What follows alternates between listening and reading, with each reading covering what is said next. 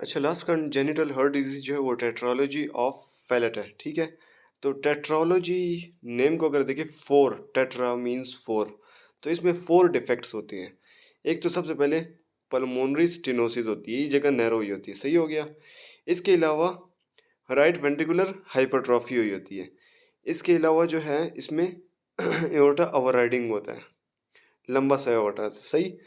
और इसके अलावा आगे की तरफ भी आया होता है। इसके अलावा जो है वेंट्रिकुलर सेप्टल डिफेक्ट इधर होता है, इधर ओपनिंग हुई होती है, सही हो गया?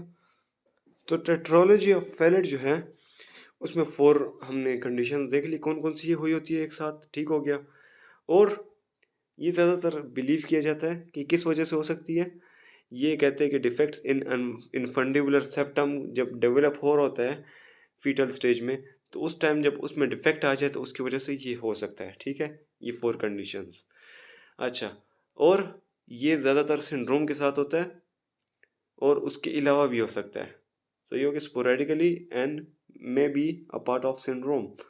इसके क्लिनिकल फीचर्स क्या हो गए? तो जब मैंने आपको डायग्राम दिखाया उसमें वो कंडीशन हुई हुई थी, तो एक तो देखिए उसमें वेंट्रिकुलर सेप्टल डिफेक्ट था, तो राइट साइड हार्ट से लेफ्ट साइड जा सकता है ब्लड, या लेफ्ट साइड से राइट साइड, नॉर्मली लेफ्ट से राइट जाता है, ठीक है? लेकिन प्रेशर डिफरेंस पे डिपेंड करता है, किस साइड पे प्रेशर ज़्यादा होगा तो उससे ऑपोजिट साइड पे जाता है ब्लड। वेंट्रिकुलर हाइपरट्रॉफी हुई होगी, इसके अलावा आर्टरी की स्टेनोसिस हुई होगी, पल्मोनरी आर्टरी की, ठीक है? जब उसकी स्टेनोसिस हुई होगी तो लंग्स को ब्लड कम जाएगा, तो एक तो लेफ्ट वेंट्रिकल से ब्लड आ रहा है राइट वेंट्रिकल में, तो ऑक्सीजनेटेड ब्लड के साथ मिल रहा है।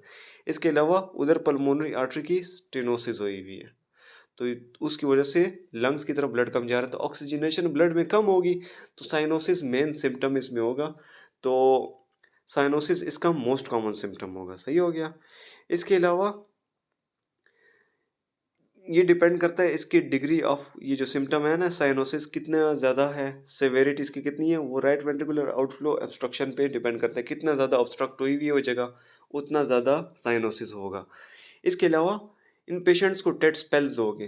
टेट स्पेल्स जो है ये कंडीशन है जिसमें एकदम से बच्चे के जो है हाथ पाँव जो है एक्सट्रीमिटीज एकदम से ब्लू हो जाते हैं और वो बेहोश हो जाते हैं, सही हो गया? तो वो क्यों होगा? एकदम से लंग की तरफ ब्लड फ्लो कम हो जाती है उसमें, जिसकी वजह से होता है। एडल्ट्स में जो है ये लोग क्या करते हैं, ये स्क्वाट करते हैं एडल्ट्स पे, जब अपने आप को ऊपर एक्सर्शन लाते हैं, जब स्क्वाट्स करते हैं उसकी वजह से क्या होता है, उसकी वजह से सिस्टेमिक वीनस प्रेशर ज़्यादा होता है। वो जब स्क्वाट्स कर रहे होते हैं ब्लड फ्लो ऊपर की तरफ होता है, हार्ट की तरफ।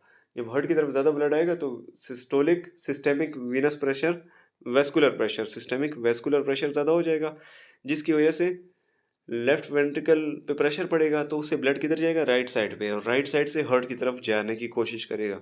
तो इस तरह जो है ब्लड ऑक्सीजनेटेड हो सकता है। तो ये लोग ज़्यादातर ये स्क्वाट करते हैं इसमें फिर, ताकि इनका ब्लड ऑक्सीजनेटेड हो सके। इसके अलावा ऑक्सीजन इनको दे सकते हैं, अगर साइनोटिक पेशेंट हो, मॉर्फिन, बीटा ब्लॉकर्स भी दे सकते हैं। इसमें मरमर की आवाज़ आती है, वो मरमर जो होता है वो क्रिसेंडो डिक्रिसेंडो होता है। सबसे पहले आराम-आराम से तेज़ होता है क्रिसेंडो, फिर आराम-आराम से स्लो होती है उस मरमर की आवाज़। तो ये लेफ्ट अपर स्टर्नल बॉर्डर पे आराम से सुनाई दिया जा सकता है। इसकी डायग्नोसिस कैसे की जाएगी? कैसे पता चलेगा इस बंदे को टेट्रोलॉजी ऑफ फैलेट है? ये 4 मसले हैं इससे।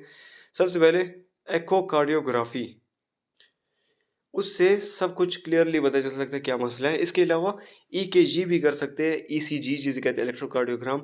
ईसीजी में राइट एट्रियम और राइट वेंट्रिकल इनलार्ज्ड का पता चल सकता है, इनलार्ज हुआ है कि नहीं। इसके अलावा चेस्ट एक्सरे में बूट शेप हर्ट नज़र आता है, और कार्डियक कैथेटराइजेशन के थ्रू भी हम लोग मालूम कर सकते हैं इसको क्या मसला है, एनाटॉमी का पता चल सकता है। ट्रीटमेंट इसकी क्या होगी? ट्रीटमेंट इसकी सर्जिकल होती है, सही हो गया? 4 कंडीशंस हुई है तो इसके लिए सर्जरी ज़रूरी हो जाती है। ज़्यादातर लोग जो होते हैं जैसे ही पहला साल उसका होता है बच्चे का, तो उसमें कंडीशन डायग्नोस हो जाती है क्योंकि उसमें सिम्टम्स आ रहे होते हैं। तो उसी टाइम फर्स्ट ईयर में ही मोस्टली जो है ना सर्जरी हो जाती है, सही हो गया? और जब सर्जरी हो जाती है उसके बाद सर्वाइवल रेट्स जो होते हैं वो 20 साल तक की जो सर्वाइवल रेट है वो 80% हो जाते हैं। मतलब 100 लोग हैं तो उनमें से 80% लोग जो है ना, 80 लोग जो है वो 20 साल तक सर्वाइव कर लेते हैं आराम से, ठीक हो गया। और जिन लोगों में डेथ होती है, मोस्ट कॉमन कॉज उसकी क्या होती है? हार्ट फेलियर की वजह से, और साथ ही साथ कार्डियक डेथ, एकदम सडन कार्डियक डेथ हो जाती है। अच्छा, कॉम्प्लिकेशन सर्जरी के बाद क्या आ सकती है? एरिथमिया हो सकती है, pulmonary regurgitation, residual outflow obstruction and heart failure.